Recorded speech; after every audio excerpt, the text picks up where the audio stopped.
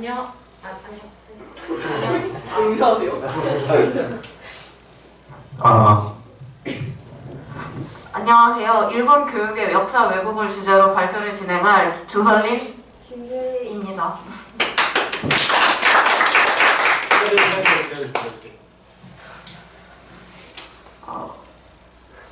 순서는 일본 교육의 일본의 교과서 왜곡, 교과서 왜곡의 문제점, 역사 왜곡에 대한 우리나라와 일본의 입장, 왜곡에 대처할 우리의 자세로 나뉘게 됩니다.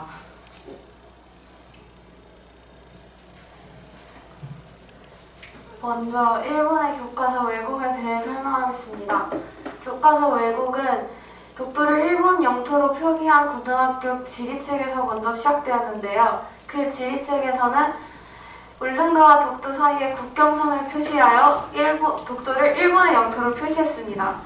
그리고 또한 다른 지리 교과서나 초등학교 교과서에도 제국주의와 침략을 정당화하고 일제강점기 시절 정책을 미화하는 등의 왜곡이 일어났습니다. 또한 한국 침략을 진출로 외교권 박탈과 내정 장악을 접수로 독립운동 탄압을 취한 유지 도모로 조선어 말살 정책을 조선어와 일본어와 공용어로 사용으로 기술한 것을 뽑을 수 있습니다.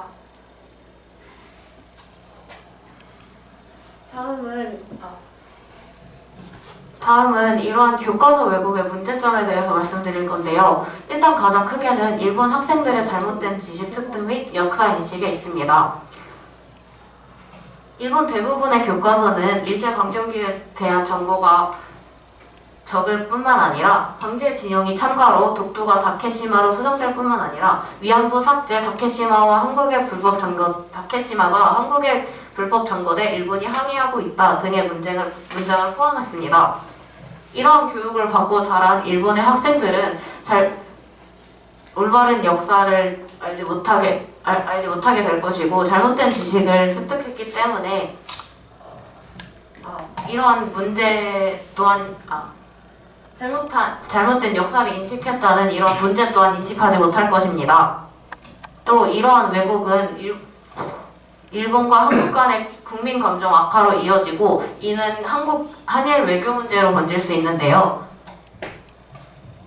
최근에도 교과서 왜곡이 논란이 되어 교직원 단체와 시민 단체가 크게 항의하고 있습니다.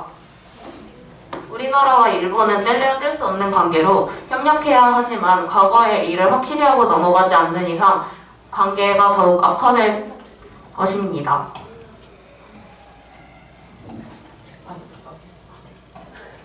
세 번째로 역사 왜곡에 대한 우리나라와 일본의 입장을 간략히 설명해 드리겠습니다.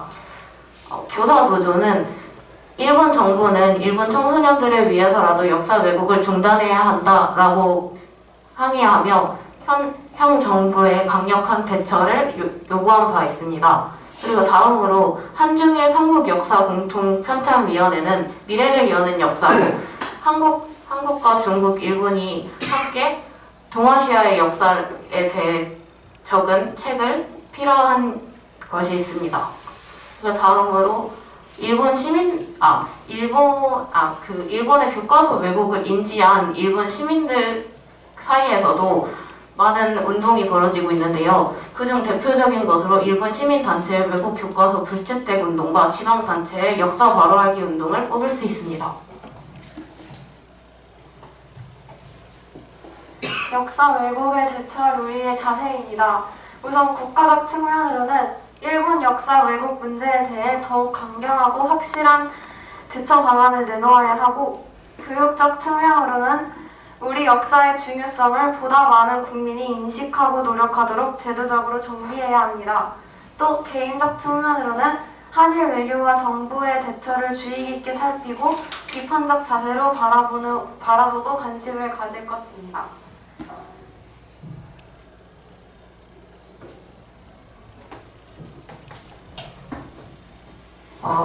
저희는 총 4가지로 나눠 일본 교육의 역사 왜곡에 대해 설명드렸는데요. 많은 도움이 되셨길 바라며 이만 발표를 마치도록 하겠습니다.